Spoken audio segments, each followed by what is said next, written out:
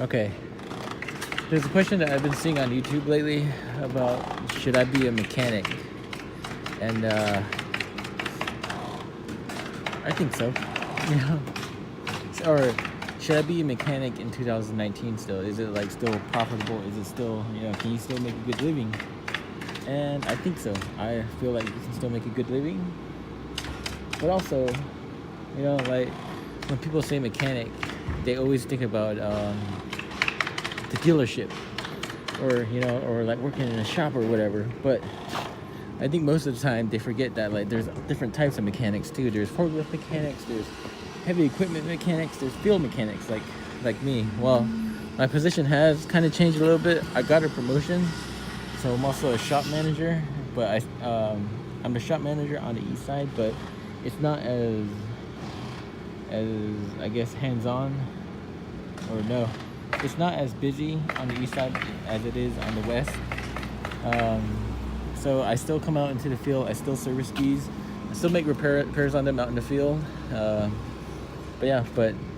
I feel like being a field mechanic, you have to be kind of diverse. Your toolbox, travels with you, goes with you, and like I gotta load the jack sometimes. I gotta add things and take out things sometimes. But we'll continue this later. But yeah, I still had some shit to do on the truck. I was like, oh yeah. Yeah, like being a field mechanic, it's pretty fun. I feel it is, because like every truck that I need to service or fix or repair or anything that's out in the field that I need to fix, I have to drive to it. I have to go to it, and that's pretty cool to me.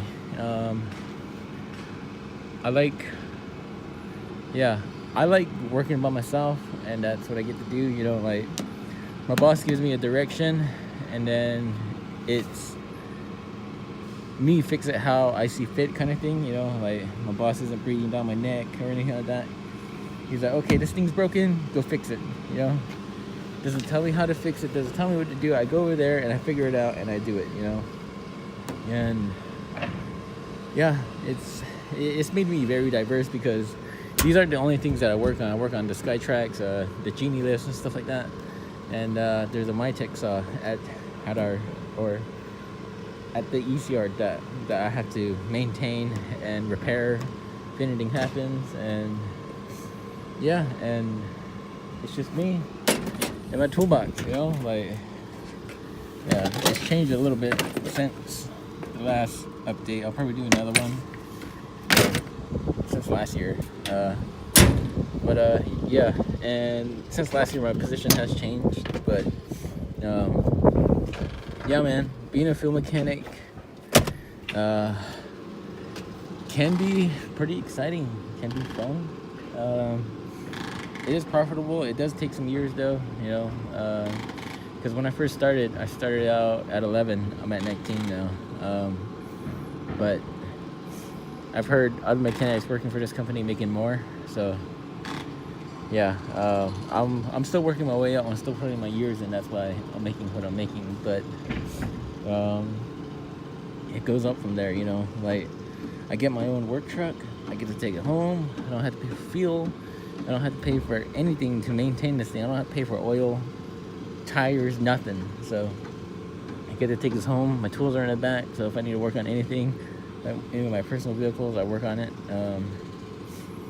For my position right now, because I work on the east side and I'm by myself, I basically got unlimited overtime, but I only work on the weekends when I have to fix something, or when something has to get done, or when the panel yard guys are working on the weekend.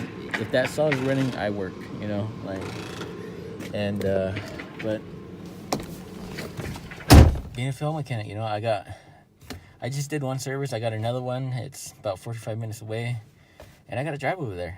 Like it's interesting. You get to see some cool places. But I think my next step, if I move companies, it's not guaranteed, it's not set in stone or anything, is I would like to work for Caterpillar. Make make the jump to heavy equipment, because we do have heavy equipment here, and I've worked on them. I've pulled booms apart, pulled engines out, mainly for like the ring gear and stuff like that. And I thought that was some really cool shit. Like, that was cool. I love this shit.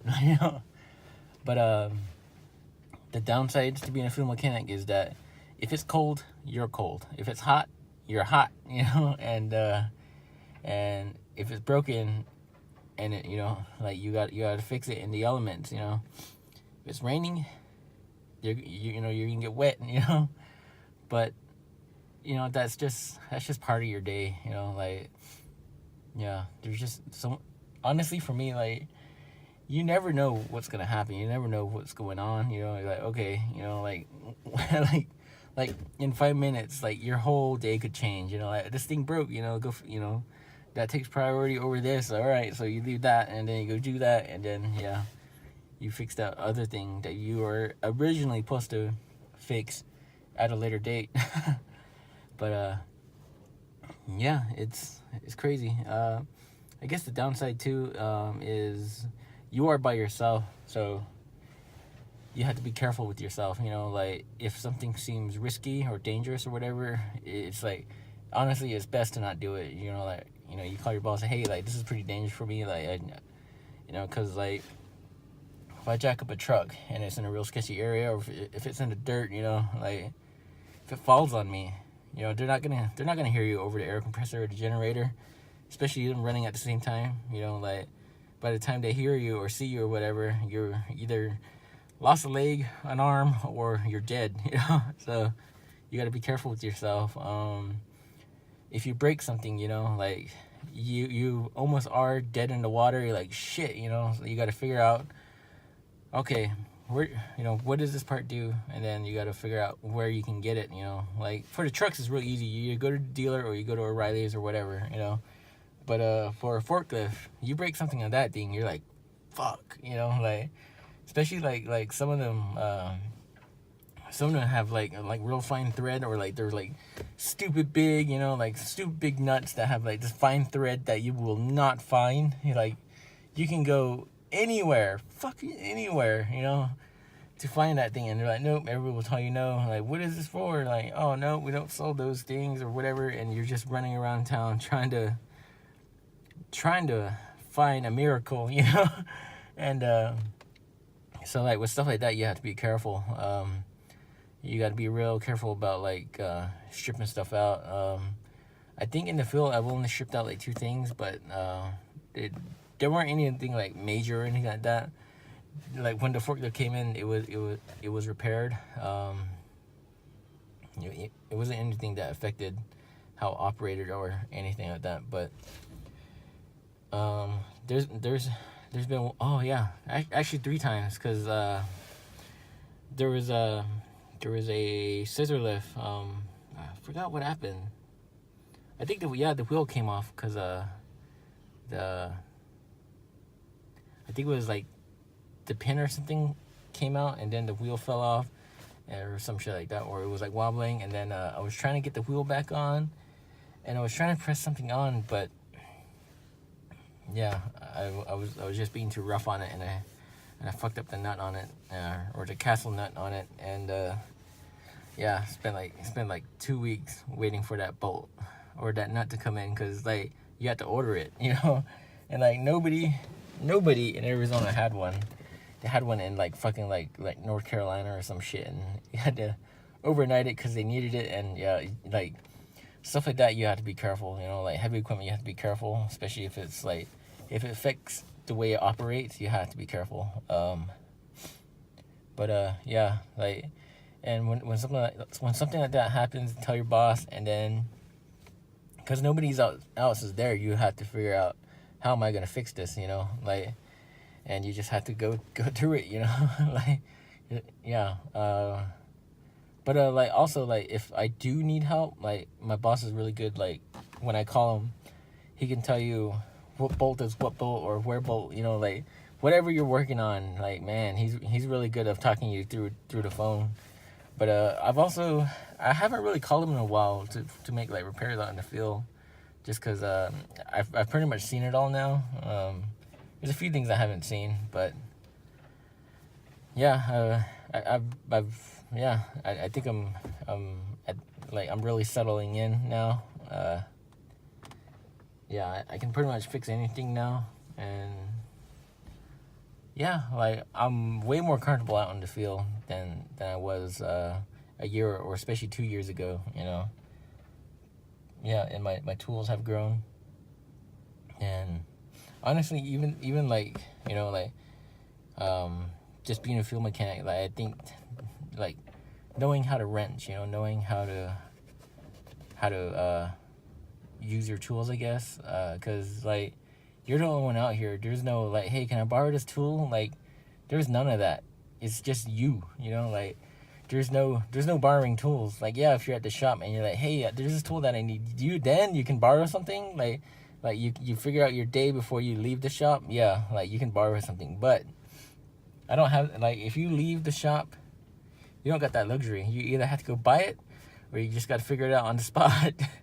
And so that's why I have like the impact driver, because it's super diverse. Like you can use it for a drill or impact or whatever attachment you can get on there.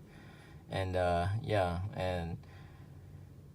yeah man, the field probably isn't for everybody. Like some people like to stay in the shop, but I like being out in the world, out in the elements, going through the shit, and it's pretty cool. Like, so if you want to be a mechanic, there's other ways to be a mechanic. Like you don't just have to work in a dealership. You don't have to just work on cars or anything like that. You like, because when I went to school for automotive, and and now I'm working out in the field, and just having the basics of understanding how things work takes you far. Because like when I finished school, I about engines, about suck, bang, blow and all that stuff, and that goes far. Like you're already you're already 10 years ahead of everybody else. Like well, probably not 10, but like a couple of years ahead of people that don't go to school for this stuff. Like just learning the basics, and then like just keeping that with you, because I come out here out in the field, and most of our heavy equipment, like you can't just hook up a computer. You probably could, but we don't have one, and so you're diagnosing it on the way it sounds or what it's doing or whatever, and you're going back to the basics of suck, bang, blow, like, all right, why is it not doing that, or why is it not doing this, what is it missing, like, and you just go through the steps and shit like that. And yeah, we got scan tools for the work trucks and stuff like that, but same thing applies. Like all you got the scan tool, it'll tell you like, oh, this is broken. Like, okay, why is it not doing that? And you start tracing wires or whatever, or figuring it out. And